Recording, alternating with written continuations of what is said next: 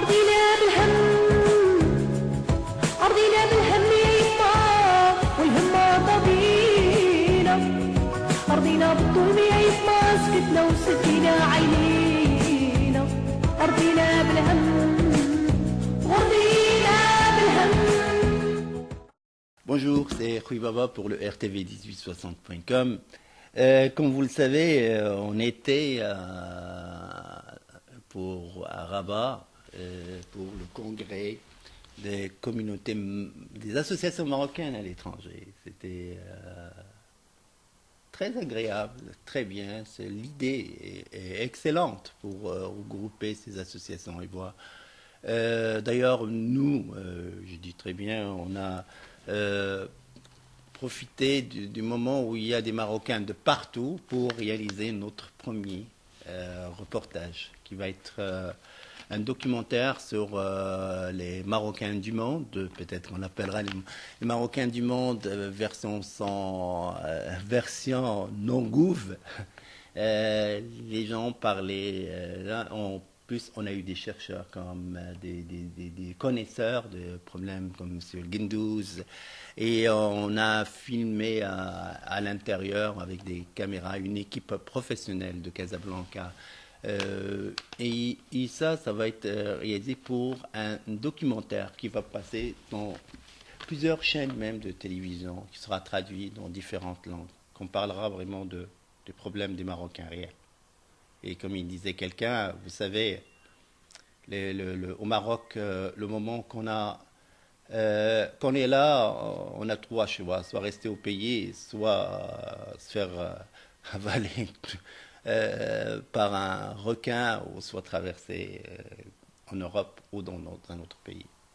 Et dans le cas où tu te fais attraper dans l'autre pays, on te retourne, puis là, on va régler ton compte parce que là, tu as fait quelque chose d'illégal. Mais le moment où si tu réussis, peut-être après plusieurs tentatives, tu deviens avec le MDM marocain du monde. Là, tu nous apportes quelque chose. On rappelle à tout le monde que ces gens-là, ils font par leur propre initiative, c'est-à-dire pour aller trouver un endroit quelque part d'autre. Et vous savez, on n'a pas besoin vraiment d'être payé, soit par le ministère des communautés marocaines étrangères ou la Fondation Hassan II ou quoi que ce soit, pour aimer notre pays ou pour rapporter ou pour envoyer de l'argent dans notre pays. Vous savez, notre pays, on l'aime sans condition. Et il n'y a personne qui vous dira le contraire. Vous savez, il y a des gens, ça c'est un amour naturel et qui est entre nous et notre pays. Et vous savez, moi je dis souvent, vous savez, il y a un rapport bizarre entre le ministère de la Communauté ou bien Fondation Hassan II et les Marocains en général, le peuple marocain. Vous savez, je ne veux pas rentrer dans les détails, puis je dis tout simplement dire, vous savez, ma kiqdi ala tamma' ghir al-kiddab. Et c'est ce rapport qui existe entre le gouvernement marocain et le peuple marocain. Alors, je vous laisse à vous de deviner ce qu'on a wa tamma' ou ce qu'on a wa al-kiddab. Je dis que pendant cette réunion, il y avait plusieurs personnes de Montréal, une quinzaine.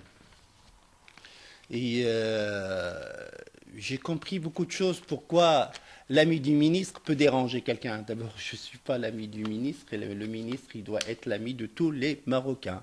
C'est un monsieur élu, que je respecte d'ailleurs énormément pour tous les efforts. Je le dirai toujours, le travail qu'il fait, lui et son équipe. Je remercie, moi personnellement, Madame Chreibi, comme Monsieur Sahibi, qui ont d'abord été au courant vraiment de notre tournage pour le documentaire qu'on va faire. Et ça va être tourné, ce documentaire, entre le Canada, les États-Unis. Le côté marocain, ça a été tourné, puis il y a encore quelques séquences à tourner au Maroc. Puis ça va être tourné encore en Belgique. D'ailleurs que je remercie beaucoup mes amis de l'Alliance mondiale des Marocains à l'étranger, M. Aziz Sarat en Belgique, comme mon ami Gilali ou mon ami Ftallah, soit en Italie, soit en France et d'autres pays. D'ailleurs, nous allons faire un documentaire, comme vous pouvez voir, pour voir la communauté, une réalité qui est là. Et le rapport entre cette... Nous sommes 4 millions de Marocains à l'étranger. On représente 10%. Il y a des pays dans le monde qui sont un pays organisé avec 4 millions. On a vu vraiment à travers ce reportage le besoin de cette représentation des représentations dans le Parlement marocain, représentations politiques. On voyait vraiment que les gens veulent participer à l'édification de ce pays, qui est notre pays, le Maroc. Les gens montrent vraiment une opposition directe contre ce soi-disant conseil qui ne représente que lui-même. Alors, voilà, comme j'ai dit, je comprends pourquoi les gens, que ça les dérange un peu l'ami du ministre, mais il y avait certaines personnes qui étaient l'ami de plus bas que le ministre. Et là, on va vous expliquer après c'est quoi. Pourquoi ces gens-là, il y avait, vous savez, Tma ou Kedeb, qu'il y a des gens qui allaient chaque fois au Maroc. Ensuite, ils connaissent certaines personnes dans le ministère.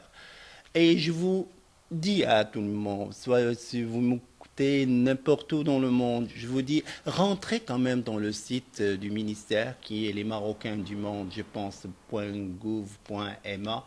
Je pense que vous allez trouver souvent, parce que je trouve qu'ils sont quand même transparents à ce niveau-là. Qu'ils lancent l'information là, il y a certaines personnes qui la connaissent. Remplissez, si vous voulez vraiment qu'il y a pour remplir le formulaire, pour rentrer, assister à quelque chose. D'abord, ils donnent des billets d'avion, comme ils donnent ils donnent des billets d'avion, ils donnent des hôtels, mais envoyez vos demandes et faites-nous une copie à nous. On va voir qui a envoyé une demande, envoyez une copie à Maghreb Observateur ou bien tout simplement à info@rtv1860.com. Vous allez voir que exercez vos droits. C'est sûr et certain que si vous laissez la place vide, il y a d'autres personnes qui la remplissent, puis ils vont aller une fois, deux fois, trois fois, déranger ce monde-là, montrez-leur que le Maroc ne leur appartient pas. Le Maroc appartient à tous les Marocains. Faites-le. Des associations là où vous êtes. Il n'y a pas d'association quand on fait, ça s'appelle l'association marocaine pour ça au Canada ou l'association marocaine. On ne fait pas ça quelque chose contre notre pays. On est tous marocains. C'est peut-être notre manière. Peut-être on n'a pas beaucoup de temps. باش نديرو نتفل عند la consul à son bureau. Mais si je suis marocain, j'ai le droit je travaille de 9 à 5 et je n'ai pas le temps vraiment pour aller chaque fois voir la consul. Et peut-être que je n'ai même pas envie de la voir. Et avec raison en plus. Alors, je vous demande de rentrer sur ce site-là, du gouvernement du Maroc, le ministère. Remplissez, écrivez au ministre. Il lit ces messages.